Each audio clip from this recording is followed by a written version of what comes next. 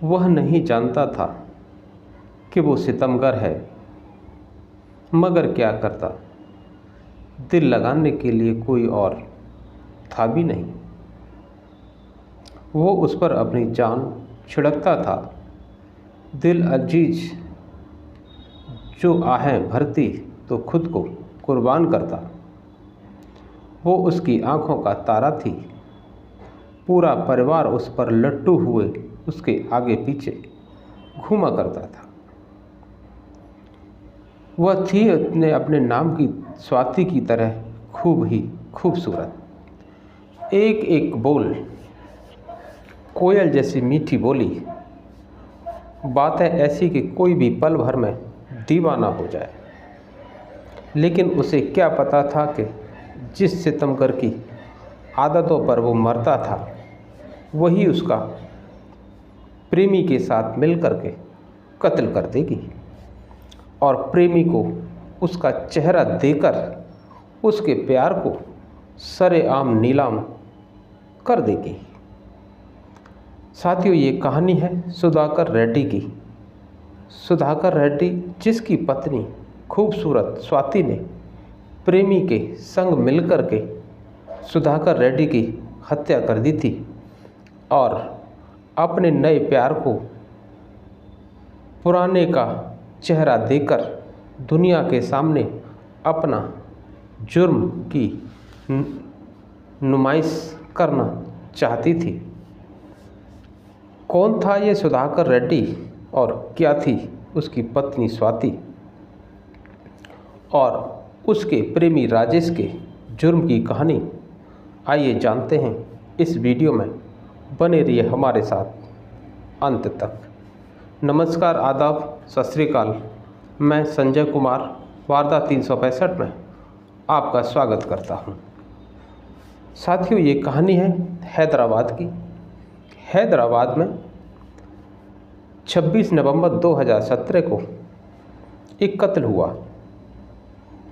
ऐसा कत्ल जिसके राज से जब पर्दा हटा तो सुनने वाले के होश उड़ गए।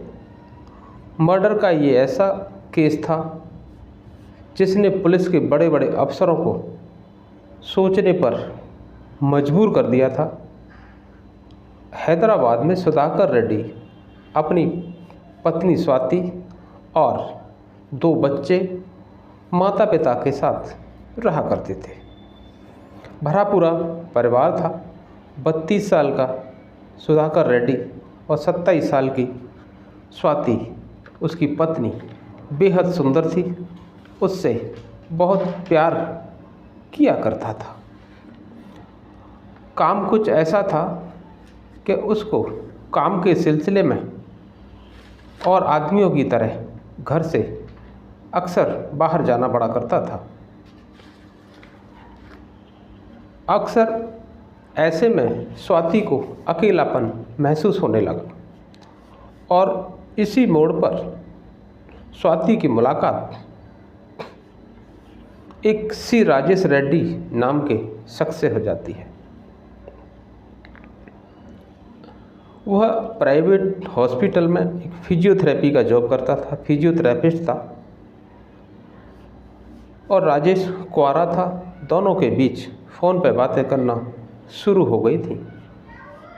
बातें करते करते सिलसिला मुलाकातों में बदल गया था और फिर दोनों आपस में एक दूसरे से अवैध संबंध बनाने लगे थे।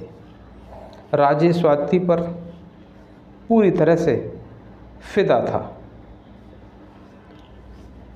एक दिन स्वाति ने टीवी पर एक तेलुगु फिल्म ये वाडू देखी थी और फिल्म देख कर के उसके दिमाग में एक खतरनाक आइडिया आता है।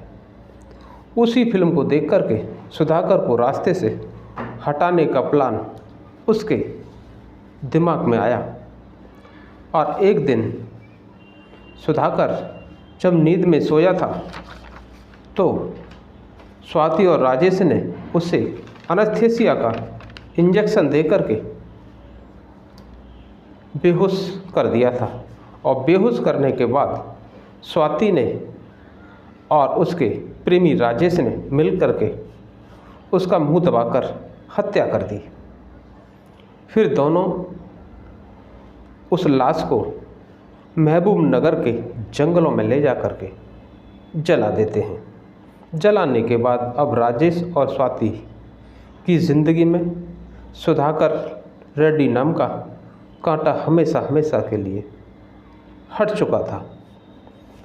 अब आगे की प्लानिंग क्या करनी है, इसके लिए वे लोग 2 दिन बाद करीब 28 नवंबर 2017 को फिर से मिलते हैं और स्वाति ने राजेश के चेहरे को तेजाब से जला दिया और राजेश ने खुशी खुशी अपने चेहरे पर तेजाब डलवा लिया। प्लानिंग इतनी मजबूत थी कि कब, क्या और कैसे करना है ये सब पहले से तय था।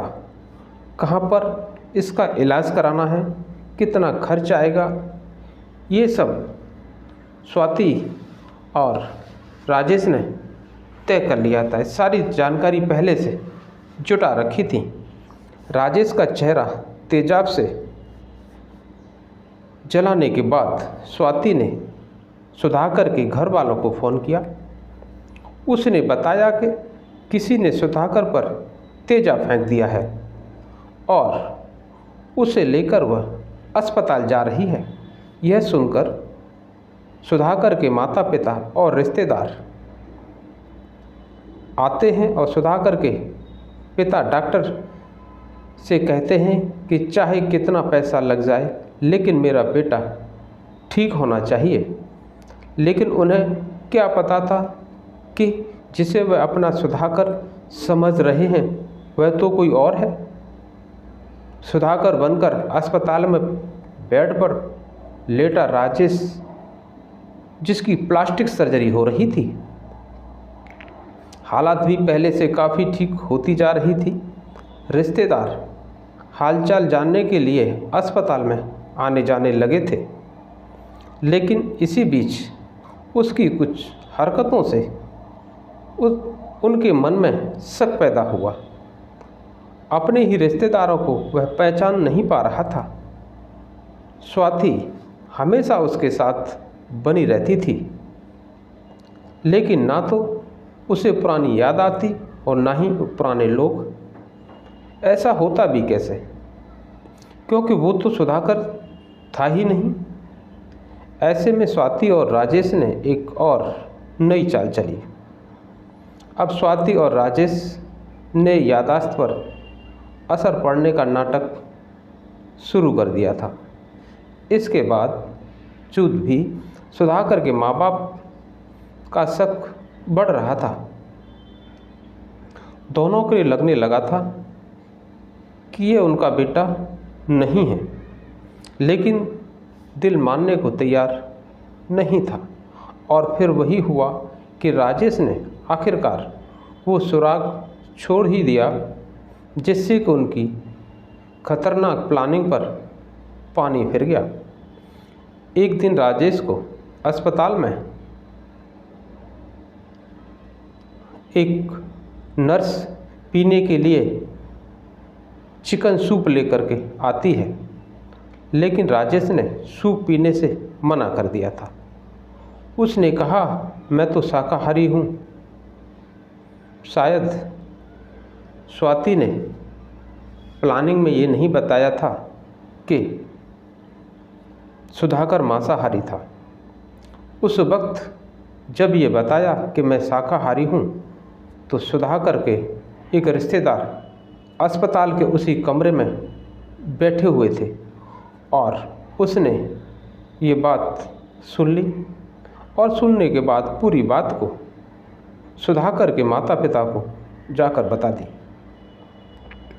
अब कुछ रिश्तेदार और सुधाकर के माता पिता एक साथ राजेश के कमरे में अस्पताल में पहुंचते हैं। उन्होंने राजेश से सुधाकर की वो बातें की जो बेहद निजी थी। इन बातों के बारे में या तो सुधाकर को पता थी या फिर उनके रिश्तेदार और या फिर उसकी पत्नी स्वाति को पता थी। राजेश ने हर बात का जवाब गोलमोल दिया।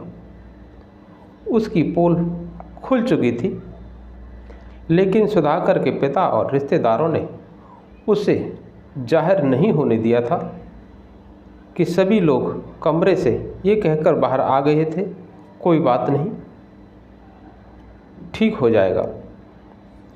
यहाँ से निकलते ही सुधाकर के पिता अपने दूसरे बेटे के साथ पुलिस थाने पहुँचते हैं और सारी कहानी पुलिस को सुना देते हैं। और पुलिस को सुनाने के बाद पुलिस देख रही थी कि यहाँ तो मामला कुछ और है, और पुलिस भी चौंक जाती है। पुलिस को तो यह जांच में बिजी थी कि सुधाकर पर तेजाब किसने और क्यों डाला है, लेकिन जब यह तो कहानी ही कुछ अलग है। पुलिस ने अब बहाने से राजेश की फिंगरप्रिंट लिए। इसके बाद आधार कार्ड सिस्टम की से पता चल गया कि यहाँ पर जिसके फिंगर लगे हैं वह सुधाकर नहीं है, बल्कि ये राजेश रेड्डी है। इसके बाद पुलिस ने उस जगह की जांच की जहां राजेश पर तेजाब फेंकने की बात कही गई थी। वहां लगे सीसीटीवी कैमरे में 28 नवंबर 2017 की घटना की रिकॉर्डिंग उसमें थी, और फुटेज में स्वाति और राजेश साफ साफ अपनी साजिश को अंजाम देते हुए नज़र आ रहे थे। दोनों ने पहले एक दूसरे को गले लगाया, फिर स्वाति ने राजेश का चेहरा तेजाब से जला दिया। इसके बाद पुलिस ने स्वाति को हिरासत में ले लिया और सख्ती से जब पूछताछ की तो सारी कहानी स्वाति ने बयां कर दी। 10 दिसंबर 2017 को स्वाति को गिरफ्तार करके जेल भेज दिया जाता है, और इलाज के बाद राजेश को भी अपनी गिरफ्त में लेकर के जेल भेज दिया जाता है। दोनों लोग अपने गुनाह की सज़ा जेल में काट रहे हैं। साथियों, ये थी आज की कहानी। इस कहानी को सुनाने का उद्देश्य हमें किसी की भी भावनाओं को ठेस पहुंचाना नहीं है, बल्कि नई जनरेशन को जागरूक करना है। अगर आपको ये कहानी पसंद आई हो तो एक लाइक और हमारे चैनल को सब्सक्राइब जरूर करें। कहानी सुनने के लिए आपका बहुत बहुत धन्यवाद।